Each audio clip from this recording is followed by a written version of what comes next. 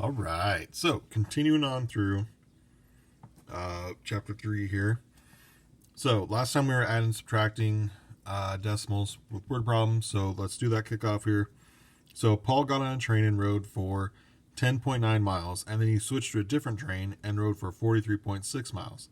How far did Paul ride in all? So in all, again, is that clue of let's add these together. So if we start with 10.9. Remember, when we're adding and subtracting, we have to line up the decimal. So the 43.6. So here works out. Our ends line up too with our decimal. So add these together. 9 and 6 be 15. 1 and 3 make 4. 1 and 4 make 54.5. And it's a word problem. So you're label miles. Now, shifting gears to multiplying decimals. Here, it's not so much that we necessarily need to line them up by the decimal place. But we're going to multiply the two numbers, and then we end up counting how many decimal places the two numbers had, and then that's how many decimal places the new one will have. Now, one of the things they'll have you do is multiply using a grid. They'll give you something like this. So that's what this first one's representing. So wants to know, well, what are we multiplying here in order to get this deal? Well, they're using the grid. It's 10 blocks by 10 blocks. So each one represents a tenth. So if you think about it, 10 by 10, there's 100 of them here. So that's why we're 0.35. We're in the hundreds. But we are 1, 2, 3, 4, 5, 6, 7, 8, 9, 10. 10 tall. Yeah. So here's our 1, 2, 3, 4, 5, 6, 7. So our first number. The blue is representing the other side. So there's 1, 2, 3, 4, 5. So think about it. It's 0.5 is what's multiplied. The green here is what you get for a total.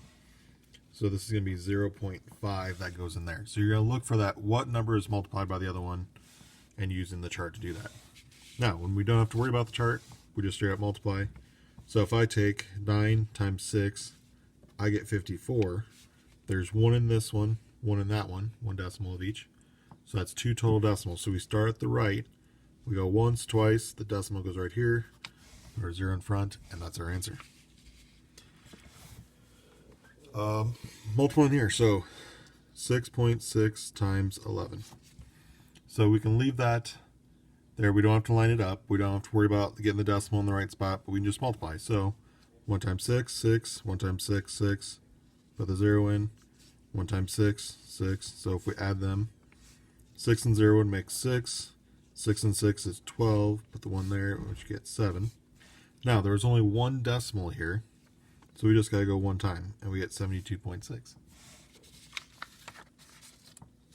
Now, if we're multiplying multiple things here, same sort of idea. We're going to multiply them all together, count how many decimals we have. Now, the trick I would say is I would group these. That I would do multiply these two together first, multiply these two together, and then times them both together. So 5 times 8 is going to be easy. That's just 40. No decimals, so we're good there. So the one here, a little more work. So 7.21, 8.8. Multiplying. So 8 times 1 would be 8.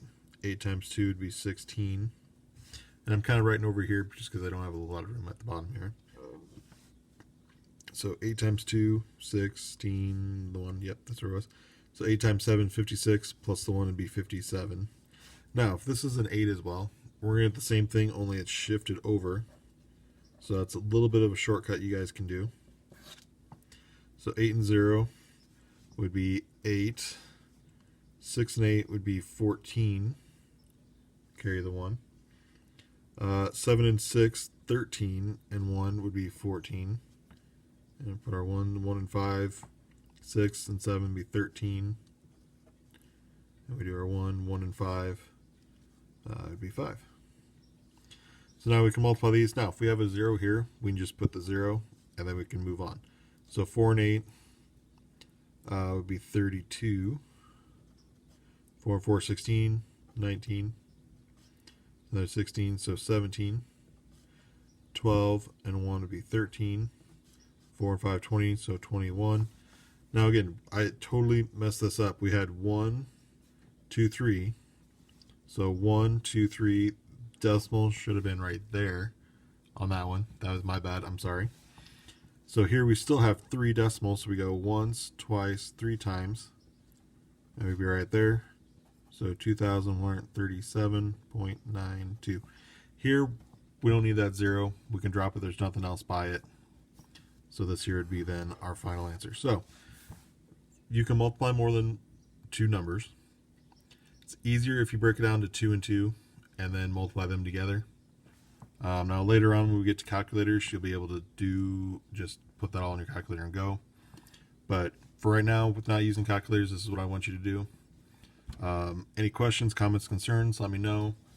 Pan me, email me, shoot me a message on Google Classroom. Otherwise, we'll talk to you later.